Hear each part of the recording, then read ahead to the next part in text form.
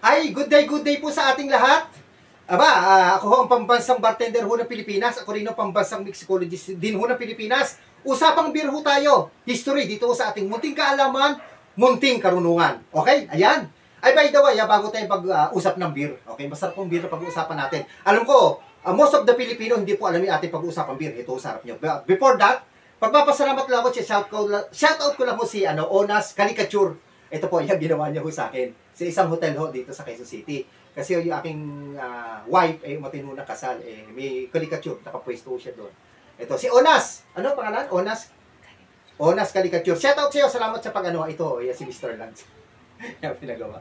Salamat sa iyo, Onas Caricature. Ayan. Shout out sa iyo, sana mapanood mo to. Okay, usapang alak po tayo. Usapang beer. Usapang beer ha. Okay. Pag-uusapan ho natin isang beer ho dito sa Pilipinas na produkto ho ng San Miguel Corporation. Okay? Kasi baka hindi niyo alam, ang San Miguel Corporation, hindi lang po San Miguel Light, hindi lang ho Red Horse at Pale Pilsen, ano? Panoorin nyo, andyan, ginawa ko na ho yan. Meron din yung pinagmamalaki na isa pa, itong San Miguel Super Dry. Ayan. Ako, alam nyo, okay, during my hotel days, sa totoo, ito, hindi ko masarap. Ito. Kaya lang may paro sa akin, may kalakasan ng tama.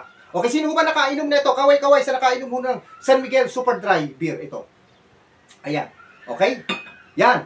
Kung nakainom mo kayo, comment down below. Siyempre, ito wala ko sa tindahan. Mostly yung nabibili ko ito sa mga grocery store na o sa wine store. Okay, hanap po kayo dyan. Ano? Medyo siyempre, may kamahalan lang muna konti kasi doon yung mabibili. Pero masarap po ito. Product of San Miguel ho ito. No? Okay, usapang beer. Kailan ho ba muna talaga nagsimula ang beer sa kasaysayan ng mundo o ng tao? No? Yung sinasabi ho na first fact.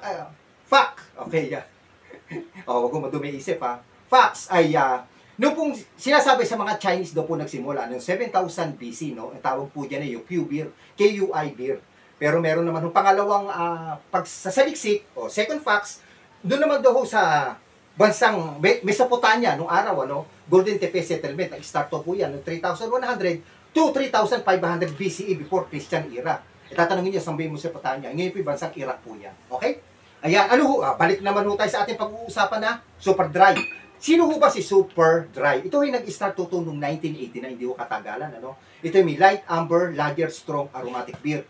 Ano ho ba ang alcohol content ho nito? 5% alcohol by volume.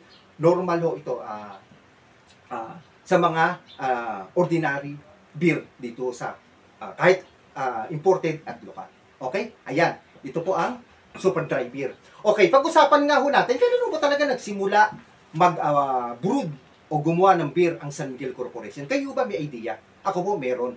Kaya nga po ako tinatawag na pambansang bartender at pambansang mixologist. Ito po ang kwento ng San Miguel Corporation kung kailan sila nagsimula. Nagsimula po ang San Miguel Brewery na tinatawag founded noong pong 1890. At ang kanila pong opisina or pabrika or nagsimula, yung pong lugar po na La Fábrica de Cerveza de San Miguel in Manila, Philippines. Ano po?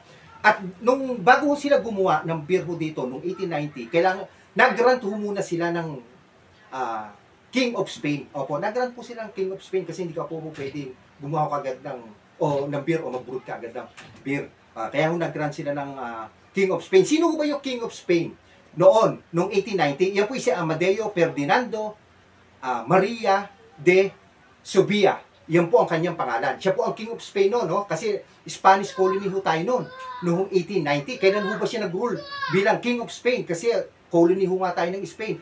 Yan po ay nag-rule po siya noong May 1845 at natapos po noong January 18, 1890. Sakto-sakto po ang pagkakabigay ng grant sa atin noong pong 1890 at nakapag-establish nga ang San Miguel Corporation, nakapag-brood sila sa kaunang pagkataon ng beer. Okay, noong 1890. Pero 1963, okay, na-establish na po yung tinatawag na San Miguel Brewery Incorporated or Corporation.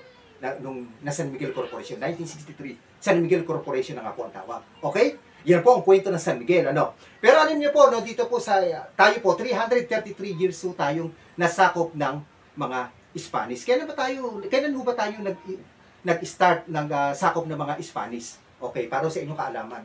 Si Magellan ho ba, di ba? Unang-unang tumuntong, di ba, sa Cebu alam ko noong 1565 ho yan at natapos ho noong 1898. Okay, yan po ang kasaysayan po ng Super Dry at ang kasaysayan ng San Miguel Corporation at kasaysayan din ho ng ating ng Spaniard nung dumating dito sa ating bansa. Kumpletong-kumpleto ho ano. Sabi ko sa inyo, dito nyo lang ho madidinig yan, ano. O kaya baka naman ho kayo, naghahanap po kayo ng ano ha, ng dance studio. Meron po ang aking anak at aking po manugang, tinatawag po na ang place po nila ay Unfold Studio, matatagpuan po sa Volta sa Makati. Yung mga mahilig ho magsayaw, mahilig ho sa lahat ho na klase sayaw. Doon, pwede ho kayo mag-enroll sa kanila, tuturuan ho kayo. Name it, pwede rin yung event place yung kanila. Ayan, malaki na ho, pinalaki ho, ngayon nire-renovate. Dati maliit, pinalaki. Okay?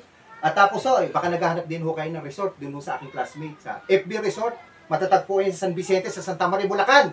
Hanapin niyo na ho si Lane Dalmasio at si Danny Dalmasio. Ayan, private resort, event place din ho yan. Okay? Hanapin niyo ho sila. Okay, shoutout lang ho kay ano ha, kay Alex Ordonez Gulinaw ng Bicol. Okay, shoutout sa iyo ha. At saka kay Potato Fries, kay Timothy Silvestre, yan sa TikTok, at saka sa aking YT sa YouTube.